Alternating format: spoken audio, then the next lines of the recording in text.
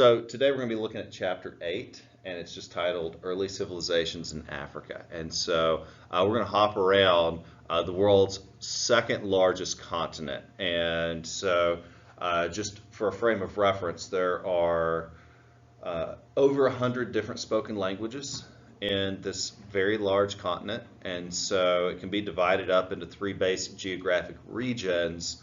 But even still, we're going to be generalizing a very large portion of the world in a very large area of land in a very short amount of time. So I'll do the best I can. I want to begin.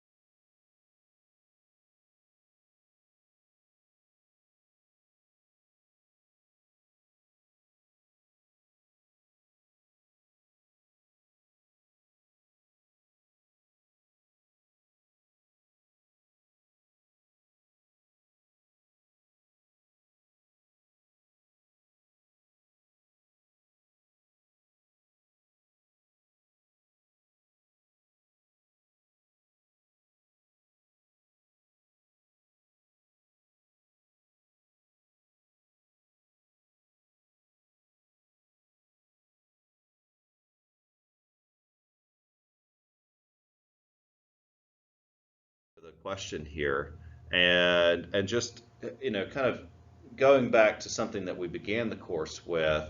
Of course, the way the course is structured, it's really neat that we hop around parts of the world and then look at how major revolutions like the discovery of farming have affected people in this part of the world. So that's what it means when the advent of farming, we're going back to that Neolithic revolution, but along with farming, pastoralism, which just means using domesticated animals. So how did those two major changes in human history affect various peoples in Africa? And so again, we're talking about a very large area that's very diverse, that for our purposes, I'm just going to break up into three parts. So that's the area north of the Sahara Desert, the world's largest desert, the desert itself, and then the area south of the Sahara.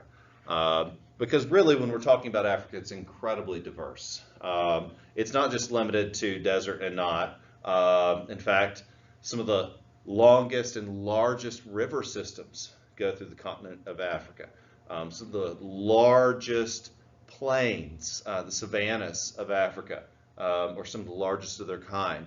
And of course, Africa has the dense jungle that is the Congo.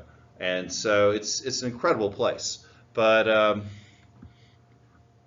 aside from Asia, Africa really is the largest landmass, roughly 5,000 miles from the Cape of Good Hope, which is the southern tip, all the way to the Mediterranean Sea in the north. And for example, from the west, say the furthest western point of the African continent is Cape Verde, and then on the farthest eastern portion is the Horn of Africa, and it's just called that because if you look at it on a map, which I'll pull up a map in a second, it looks like a horn. And so the earliest peoples here were hunter-gatherers, not unlike most of the other parts of the world that we've talked about. And really some of the earliest peoples, period, some of the earliest Homo sapiens migrated outward from parts of Africa. And so these folks were some of the very first to adopt farming. And so, that Neolithic revolution, that is, the New Stone Age discovery of farming, occurred at different times in different parts of the world. But these were some of the first, just because these were some of the first people. And so let's look at some of these early kingdoms. And, we've discussed Egypt, and you should be familiar with the Nile River Valley.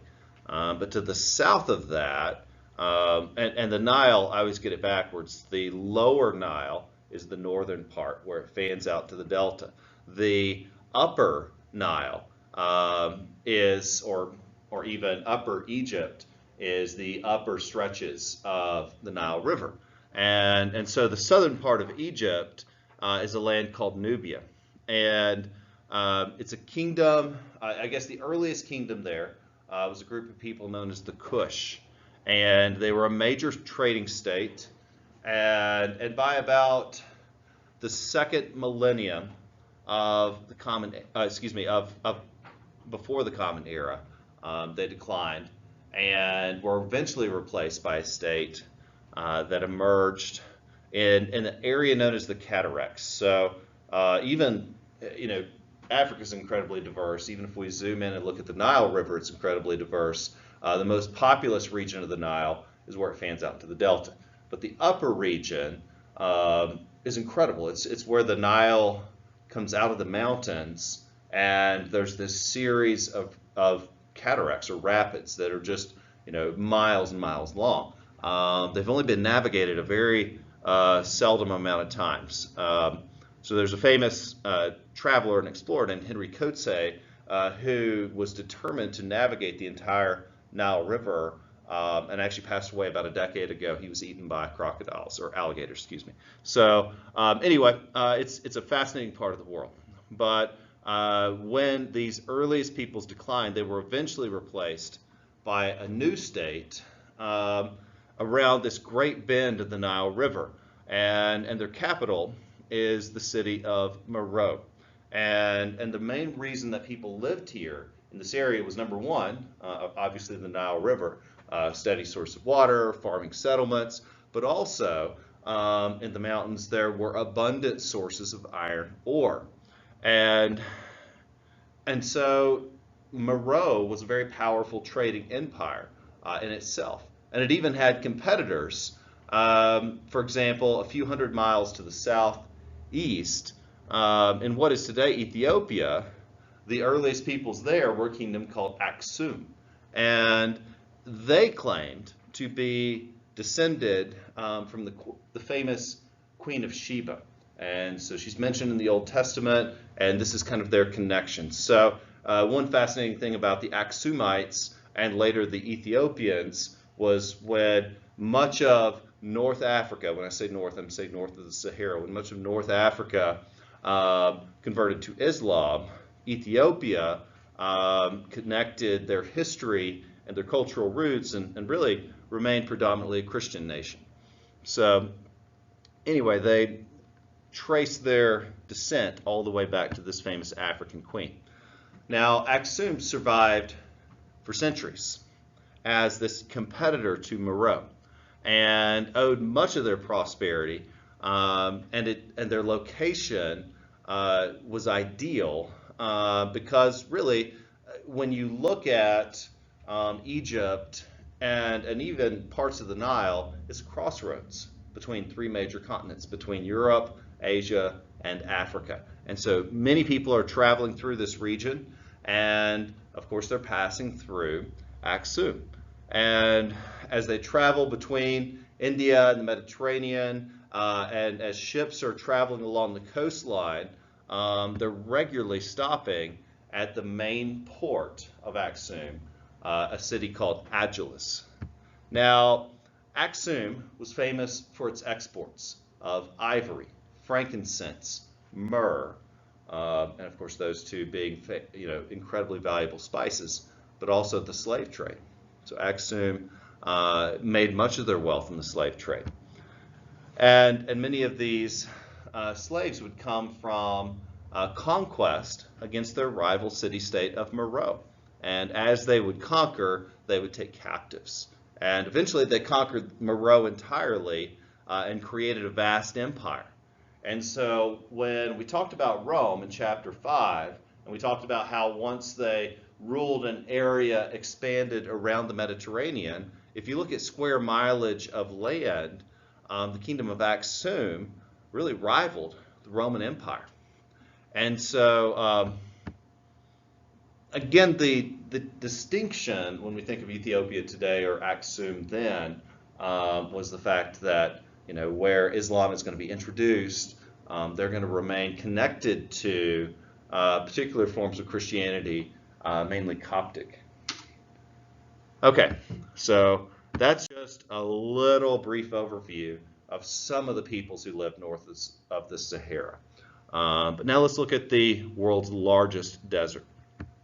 So Meroe and Aksum were part of this vast trading network, and it extended from the shores of the Mediterranean, so in the north, all the way to the Indian Ocean, which is the east coast of Africa.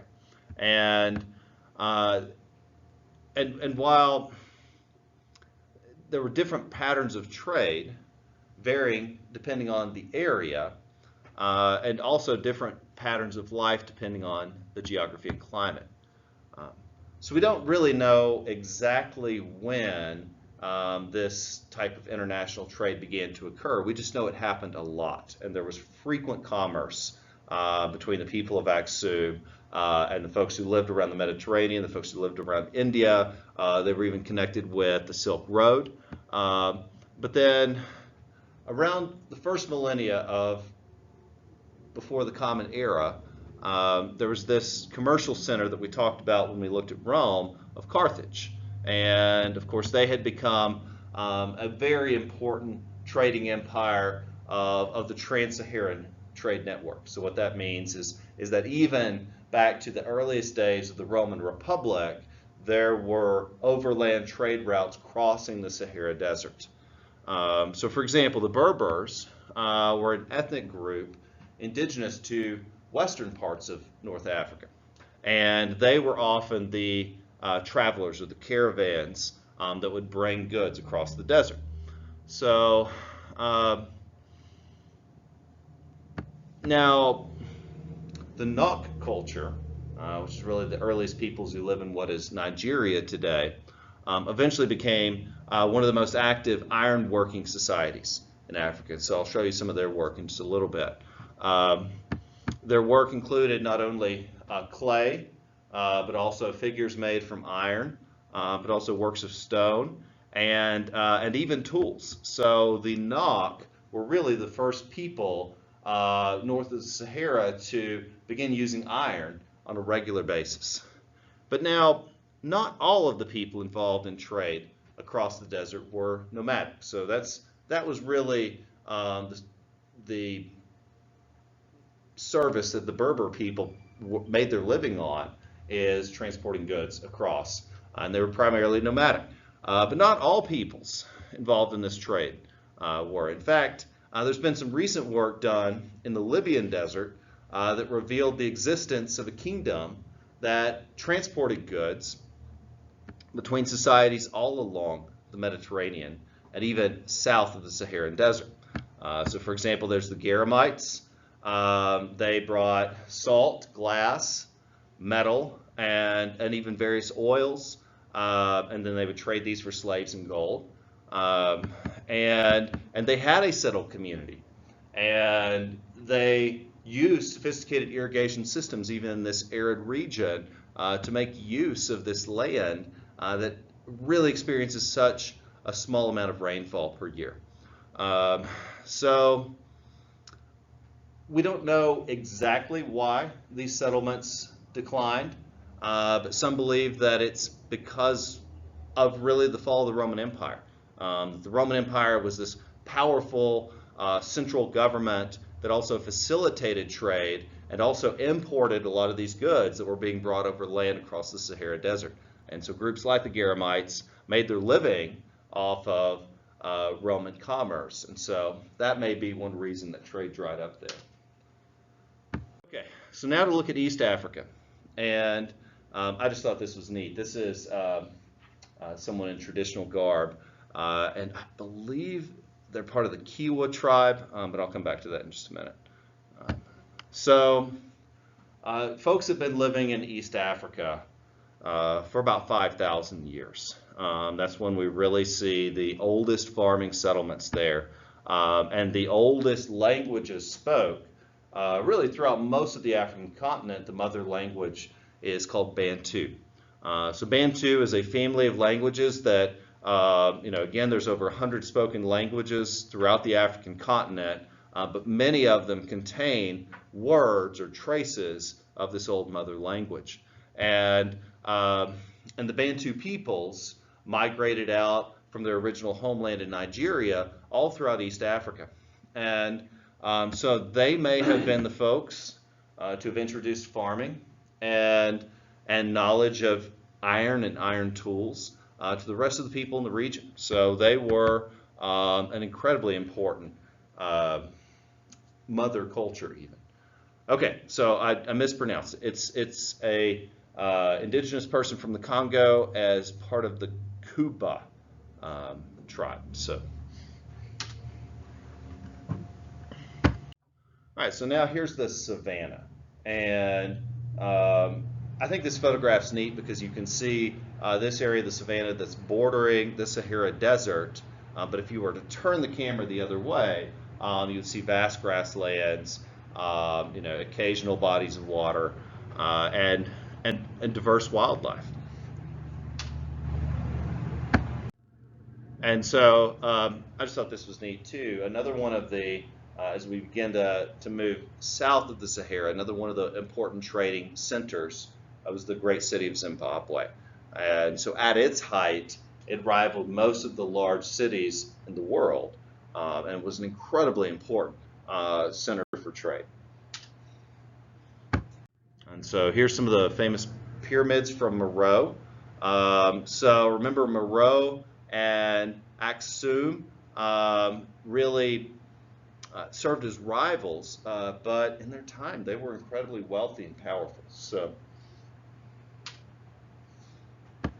and these are the Noks. So the Noks are famous for their works with iron, though the sculpture you're seeing here is made out of clay, terracotta. Okay, so looking at ancient Africa, and for one, you can see the movement of peoples moving out, and you can also see, some of the earliest farming settlements. Notice they're scattered all throughout. But then even some of the major sources of iron, like over here, and basically everywhere there's a square. What is the horn that you're talking about? Yeah, the Horn of Africa. It's right here. So there's the kingdom of Aksum, what is today Ethiopia. And yeah, if you look at it, it does kind of resemble horn of a rhino.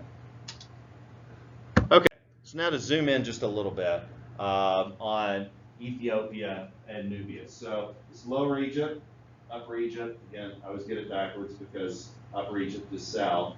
But these are the cataracts. This is where the city of Meroe is, and the rival Aksum.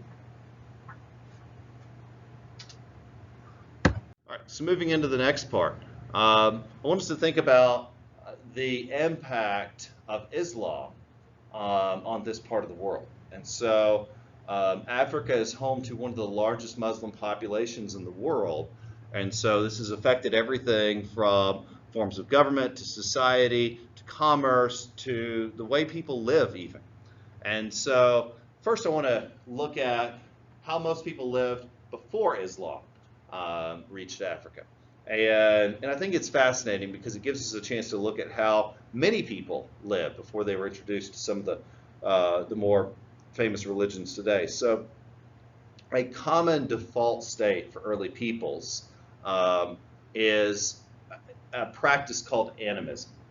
And it's not a formalized religion, it's just that early peoples have a way of personifying things that they don't understand. So if you look at and read ancient religious texts, then they often ascribe some type of personality or spiritual significance to the sun, or to the weather, or to death, or to any natural forces that were beyond their understanding. And so animism literally just means soul. And it's the concept that everything has a personality, that everything is controlled by personality. And now in Africa, there is this, many peoples often had this concept of the afterlife because, again, if death is something that's not understood, then there must be a spiritual significance, and then there must be a personality that affects this. But there's also this concept called pantheism, and this is the idea that all things are connected, and that all things come from a central deity. So another aspect of animism is, again, the mystery of death. What happens to ancestors? What happens to people who have come before us? And so if everything has a personality or a soul, then even the dead. And so a lot of ancient cultures have a means to communicate with these larger forces and a means to communicate with the dead. Now, Islam's going to change a lot of that. And so really, as Arabs begin to migrate into North Africa, and Islam's primarily introduced through trading routes, in addition, of course, we talked about Islam in more detail last week, but how Arab conquests are really going to expand these Muslim caliphates, but also just expanding the religion of Islam and their influence westward. Of course, with the exception of Aksum and then later Ethiopia. So this region's just always been fascinating. For one, of all the many places that were conquered by fascists and Nazis and the Soviets in the Second World War, Ethiopia resisted. And they resisted, of course, the Italians who were hoping to rebuild the Roman Empire. Now, the kingdom of Aksum, and then, of course, later Ethiopia, had a dominant presence in this trans-Saharan trade network. And while they were declining throughout the 6th century of the Common Era, the rise of Islam further complicated this process. So most surrounding nations like Mali, Nigeria, Songhai are going to convert to Islam predominantly, with the exception again of Ethiopia. And so this is going to make trade difficult. This is going to make diplomacy difficult. And as their world is increasingly adopting a different culture, they're sticking to what they knew. Now, around the 12th century of the Common Era, relations between Aksum and their neighbors began to deteriorate. And really, Islam gained further control through most of the countries in North Africa. Most of the people were converting to Islam. And most of these countries began to dominate trade in ivory, in the slave trade, in gold, and so many other things that are really just going to drive the price of these commodities down, and it's going to decline the wealth and importance of Ethiopia. So, meanwhile, the response to this was really to further centralize the government and really to further double down on this distinction of Christianity versus Islam. And that distinction, that difference really served to unite many people and kind of define the culture and their identity. All right, so back over to East Africa. This impact of Islam just can't be understated. And again, with the exception of Ethiopia, most of East Africa is going to convert to Islam. And really, the Arabic term for East Africa was Zanj. And it was just a reference to the dark skin, or they called it the burnt skin, translated from Arabic, of the indigenous people living there. And according to tradition, around the 7th or 8th centuries, people from the Arabian Peninsula began to settle and live around ports and coastal areas, and this trade really generated a lot of revenue for this region. So the area that is the land of Zanj, or this East African coastline, today is one of the poorest areas in the world. It was once one of the wealthiest cities and most powerful trading empires. Most of the coastal states had their own form of self-governance, and sometimes towns and city-states would group together under single authorities, but really they had their own home rule. But a lot, and really even, I guess the height of this would be around the 12 or 1300s. But of course, a lot of this is going to change with colonization.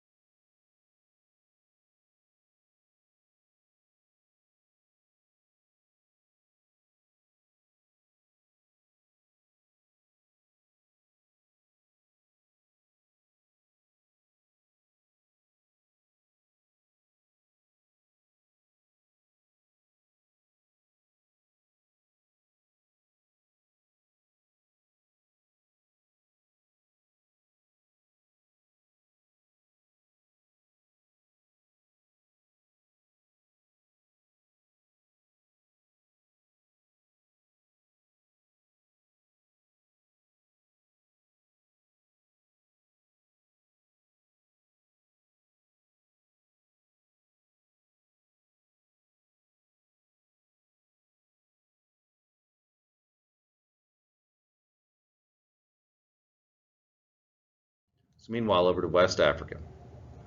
So the expansion of Islam into West Africa had a major impact on the political system. So, for one, by introducing Arabic, which was the first written language in much of West Africa, but as well, these Muslim states introduced many of their political practices, Sharia law, but also Islam provided these local rulers with the means to increase their authority. So for example, Ghana emerged in the 600s around the upper Niger Valley, and the majority of people living there were farmers, living in villages, organized by local chieftains, really no form of central government. But gradually these communities came together and formed the Kingdom of Ghana. Now, although the people of the region traditionally lived on farming, just like most people in the world pre-industrial revolution, a primary reason for Ghana's importance was gold. The heartland of the state was near one of the richest gold-producing areas in all of Africa. And so this made Ghana a very wealthy state. They flourished for several hundred years. But by the 12th century, they were under constant attack.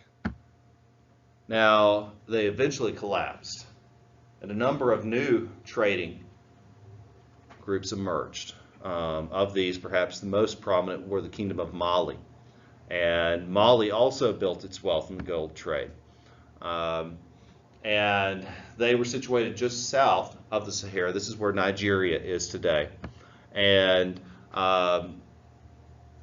really, these kings of Mali, in fact, there's a really famous story from a Muslim traveler who went to meet with Mansa Musa, the king of Mali. And he came back and he wrote a travel story of just the wealth that he saw there from this gold trade. So.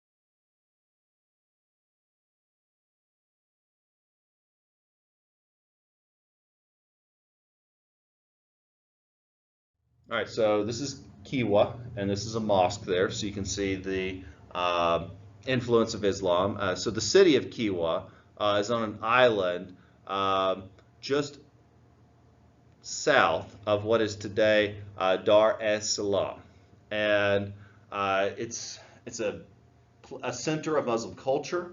It's along the coast of East Africa. So. Now, as we look at how Islam spread throughout East Africa, you can see it's affecting different regions, primarily along established trade routes. Oh. Okay. So in the next section here, I wanted to look at what role did the movement of people play in the change of these societies, and really how did the impact of these movements compared to population movements elsewhere. And so we'll start with the southern half of Africa, so south of the Sahara. And things moved a little more slowly than they did in the north. For one, there's not going to be as much interaction between Europe and Asia south of the Sahara, just because there's fewer people traveling across that desert. So most people in this region lived in non-centralized societies. So that is either small city-states or clans or tribes, stateless societies, well into the 1200s. So these stateless societies are fascinating to study. You know, right here I'm showing you a herdsman of the Maasai tribe, a group that today continues to be a nomadic people. And they continue to practice many of the ancient elements of their culture. So for example, for a Maasai warrior to become a man, they would have to go out and kill a lion with a spear. And so there's a really cool movie called Ghost in the Darkness, based on a true story of two lions that nearly slaughtered an entire work crew that had been organized to build a railroad. And in desperation, the British company hired a group of Maasai warriors because they were famous for hunting lions with spears. And the two lions actually killed the warriors that went after them. But nonetheless, these people are famous as one of the modern stateless societies, kind of like the Sioux were in the late 1800s, as one of these modern groups that still moved and lived a nomadic lifestyle. So there's a lot that we can learn from these people. So for one, we get to learn about how ancient peoples organized by default along family groups. And these family groups were often ruled by a local chieftain, often the eldest male, but they also had close kinships with neighboring family groups. And they would work out their own systems for dealing with crime and punishment. Often vengeance was used as a form of justice, and so it was a deterrent for violence. But over time, these local clans and groups began to consolidate into larger nations. And I just think they're fascinating. So most of these people, of course, lived in this stateless society. For example, in the Congo River Valley, you could throw a seed in the ground and a few months later it's going to be a plant. I mean, it's an incredibly lush, fertile region. And so as a result, people had such an abundance of food that there was never a necessity to form any type of complex political structure. And so where we're going to see earlier developments of complex political structure are more harsh climates, places where either invasion was common, famine, or severe weather that are going to force people into more, I guess, more complicated or complex societies. So anyway, two states did emerge south of the Sahara, two of the earliest. The first, Luba, it's right in the center of South Africa. And it's centralized perfectly between lush farming areas and abundant sources of fishing along the source of Lake Kisal. And so the Kingdom of Congo is going to be one of the very first of these people to emerge. Now, that's not to say these people weren't wealthy, and that's not to say that none of them dwelt in community. Perhaps one of the largest cities in the world for its time was the great city of Zimbabwe. And so Zimbabwe is located in the grassland regions of the savanna of the Zambezi River. And there you see an economy mixed between agriculture, domesticated animals, but even commercial pursuits, trade, international trade between different countries. And so Zimbabwe is consisted of several different villages built within walled enclosures, particularly to protect animals, to keep them from wandering. So Zimbabwe lies in ruins today, and you can go and see it. And these ruins are known as the Great Zimbabwe. And even though no one lives there, you can go and see, and the video's showing you a few examples of this, of just how powerful and how populous this area was, and how important the trade with gold, farming, the domestication of animals, and this international trade really served to bring a lot of people together and generate a lot of wealth. But now, south of the Sahara, this mother language of Bantu is also present, as these people spread and migrated out for thousands of years. But as they migrated, they also encountered earlier people in the area, still live primarily by hunting and foraging. So the evidence suggests that these earliest relations between these people were initially harmonious. That the Bantu peoples meeting with these Neolithic early Homo sapiens really resulted in peaceful interactions, intermarriage, intermingling, and so this really resulted in a blending of the cultures. So that means that many native peoples indigenous to South Africa can trace their ancient ancestry back to both these groups. So one of the languages that I just thought was interesting and worth noting is a language known as Khoisan, and it's nothing like anything we've heard before. It's not Latin based. It's not anything that we would recognize. It's a series of clicking sounds, and that's their method of communicating. So just an entirely unique group. But now, really, until about, I guess, post-World War II, most Western people really saw the African continent as a landmass without a history of their own. A land of scattered villages, isolated world events, a victim of colonization.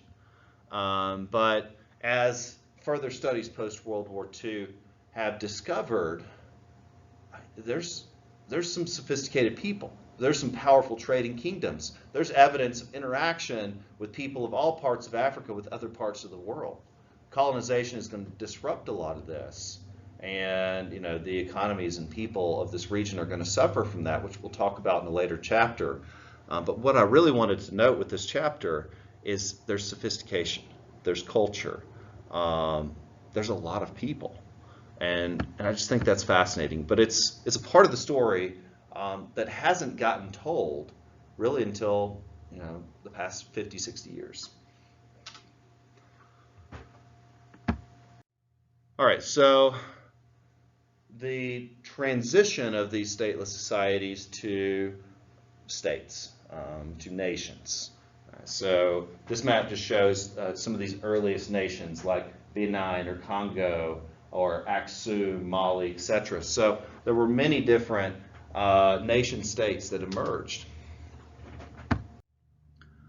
But the next question I want to ask is, what role did lineage groups or women or even slavery play in African societies? Because, these Portuguese slave traders didn't invent the system of slavery. It existed when they landed in places like Mali or Songhai or Congo. And they traded for slaves in existing markets. And so I wanted to look at that a bit, but also we're going to look at urban life, culture, village life, just some of the ways that people lived at this time. So now, generalizing, of course, is difficult because we're talking about a very extremely diverse continent. For reference, 1/4 of all the world's languages are spoken in Africa. So when I try to summarize, it's hard to do. But a few things we can note. For example, urban life. These towns began, in most cases, as walled city-states, much like what we talked about with Mesopotamia, or even really in any part of the world. These early city-states, farming villages, people grouping together for safety, and that's how most of these communities began. But then, just like Mesopotamia, eventually they organized into larger networks, and and these larger networks serve various purposes. For one, they would be the center of government, the economic center, and places where many of the skilled workers and merchants and artisans would live. But then meanwhile, just like most parts of the world pre-industrial revolution, most people lived in rural areas and farms. And in these farms and rural areas, just like most people in the rest of the world, these villages were comprised often of single family groups. For example, I'm from a community that was founded by 4 family groups. It was a farming community for most of its history. And it doesn't date back that far, probably a little before the American Revolution. But the folks who lived there and were just very connected, but it was mostly a farming village, just like many of the rural areas here in Africa. So often comprised of single languages. So that's another aspect of common culture that unites people, particularly in stateless societies. For example, the Sioux were the largest nomadic group in the United States well into the end of the 1800s. And they were united into various clans and tribes, but then they were part of this larger nation because of their common language. And so, life in the village. Most Africans lived, really until the Industrial Revolution, lived in these small rural farming villages. And so, like Confucius talked about, the basic aspect of civilization is the family, and this can be evidenced by people living in stateless societies. So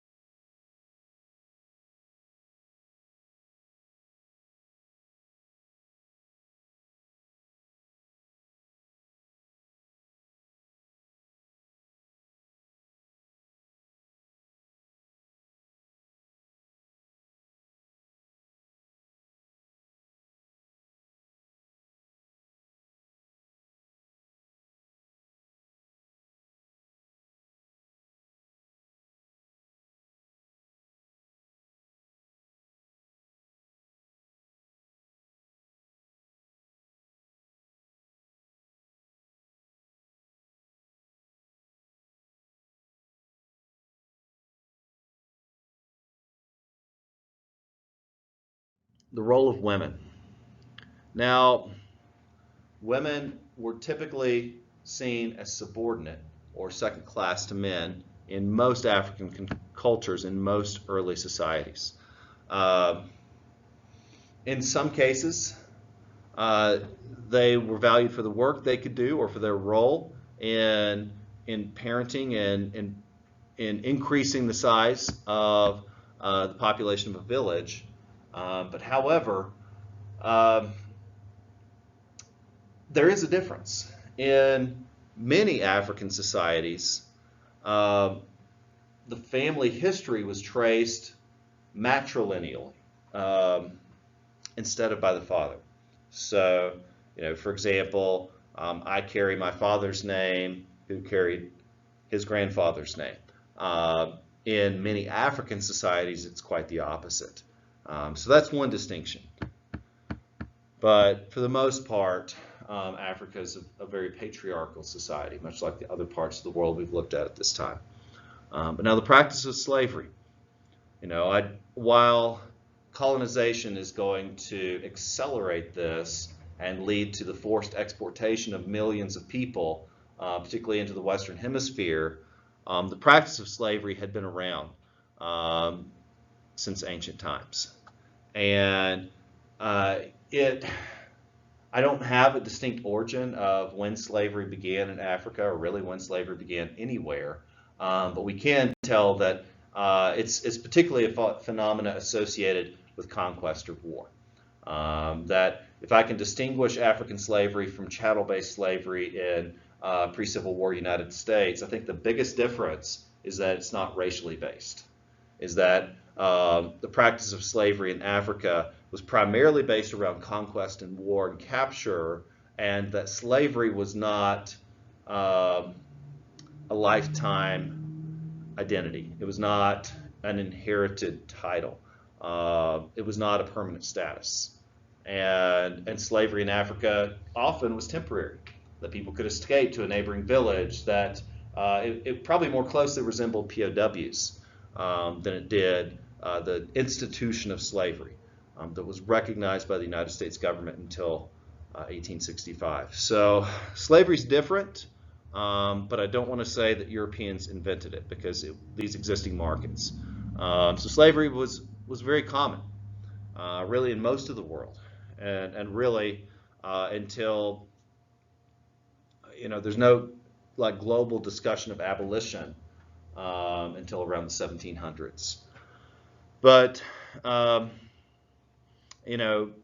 where did these slaves come from? Whether nomadic groups raided and captured people in villages or communities, and then they would often be brought to, particularly around the time when the Portuguese slave traders were transporting slaves across the Atlantic Ocean to these kingdoms on the west coast of Africa. But now, again, I don't want to discount the extreme severity or the inhumanity of the slave trade in Africa.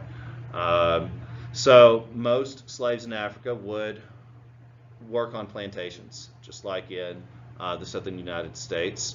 And this was a hard life.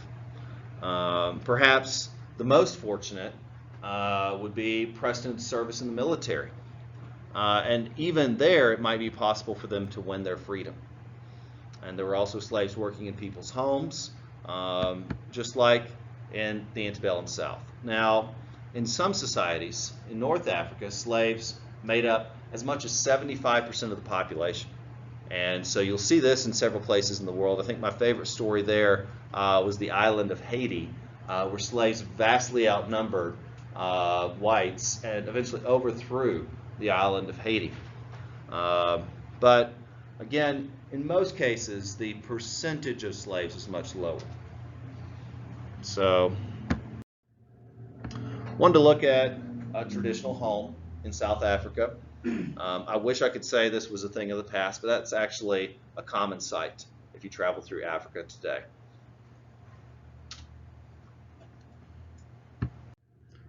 So a little about culture. I thought this video was neat, so I just wanted to share it with you. And if we turned the sound on, you would hear a number of West African drums. You would hear shouting. You would hear. It's a very vocal performance, but I thought you could get the picture from looking at it. But a few questions here as we're getting toward the end of this chapter are just what is it about the works of art that these people produce? What can we learn about the works of art, carvings, music, architecture, and I guess what purpose did this creative expression show in forming an identity? So we'll start with painting and sculpture. And I have to admit, I'm no art expert, so I'll do the best I can. But some of the oldest art in the world has been found in Africa. And some of these rock paintings or paintings in caves date back as far as 7,000 years ago.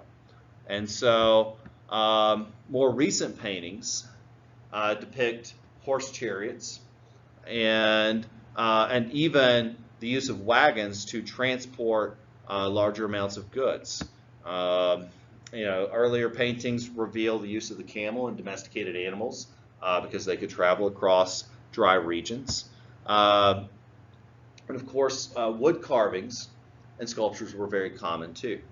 And so uh, the traditional headdress you see here was just carved from trees, made from grass, and uh, and in this kind of pantheistic tradition, um, the artist would make a sacrifice to the spirit of a tree before making a carving of wood from it.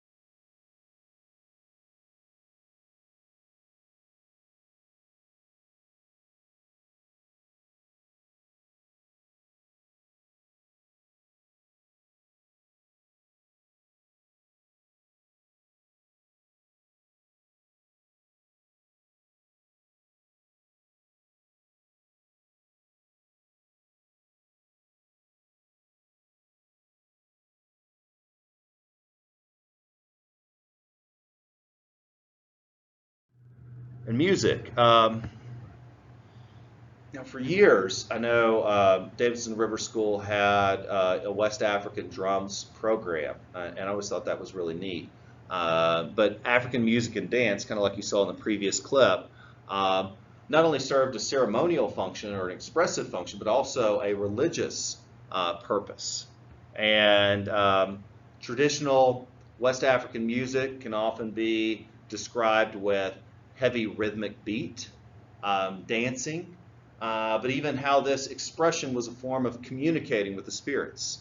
And I think it's neat to think about, how a lot of these cultures came with African slaves to the New World, and how a lot of traditional African American music had a heavy influence on popular music today. So that old kind of heavy rhythmic beat and even dancing that goes way back.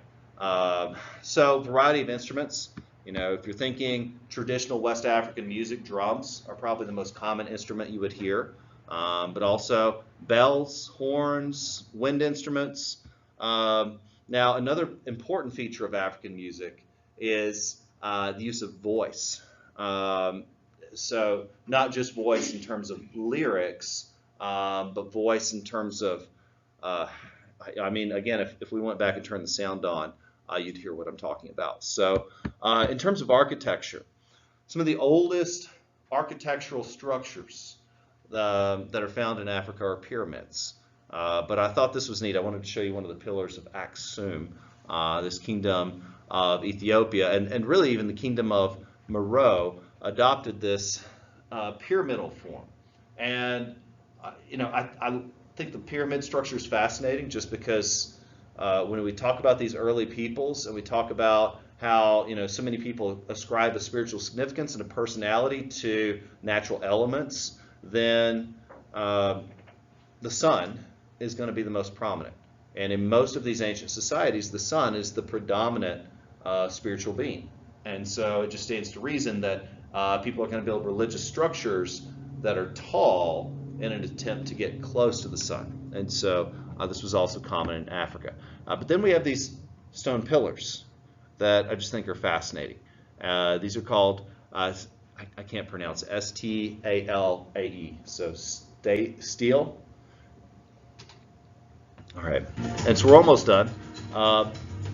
Just wanted to show you a bit of this.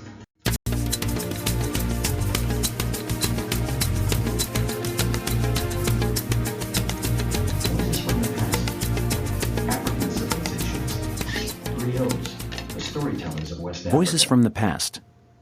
African civilizations. Griots, the storytellers of West Africa. The griots of West Africa were a lot like reporters today. Centuries before the West Africans wrote their history in books, they relied on griots to tell their stories. Griots, who were usually older men, memorized their village's history as well as the history of every family in the village. They passed these stories down from one generation to the next. In fact, there are griots today who can recite their village's history over the past 2,000 years. Like reporters, griots witnessed the deeds of others. They even marched to battle beside the warriors from their village, but to watch them, not to fight with them. Still, the griot's presence inspired the warriors to fight harder. After all, they knew that the griot would tell the whole village whether they had been courageous or not. It was kind of like being exposed on the evening news. Griots were also entertainers. They sometimes told folk tales that explained mysteries, like how the world was made. In the following tale, for example, a griot tells why West African nations and tribes were constantly at war. The tale is called The Peacemakers. Before humans walked our land, the animals lived in peace with each other. One day, the leaders of the lion, the elephant, and the boar kingdoms met at a watering hole to find a way to make sure that peace would endure. Let's tell each other what we dislike, so we don't offend each other accidentally, said the Lion King. If we set a good example, our subjects will be sure to follow. Most wise, agreed the Elephant King. I, for one, do not like to be talked about behind my back. Being talked about doesn't bother me, put in the Lion King, but I absolutely hate it when someone approaches me without respect. What makes my blood boil? Neither of those things bothers me, said the Boar King. What makes my blood boil is when someone steps on my tail. Having aired their pet peeves, the rulers repeated their vow to be peacemakers, and then the elephant lumbered away.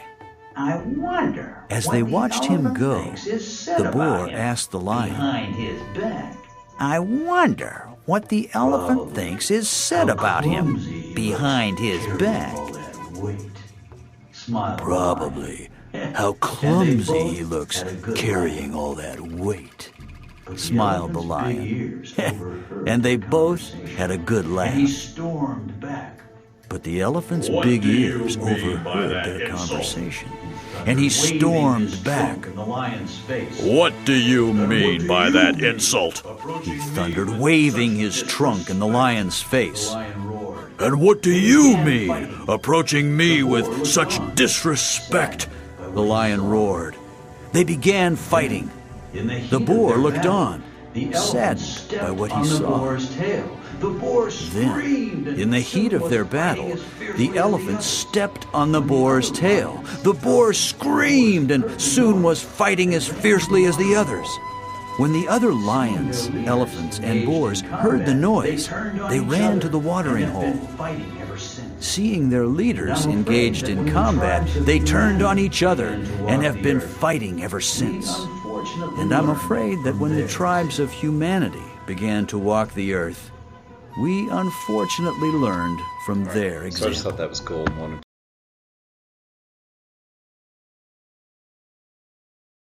share it. So by way of closing, I want to show you just a few more artifacts here.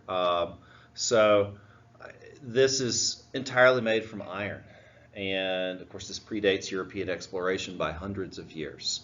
It just shows the technical excellence and sophistication here.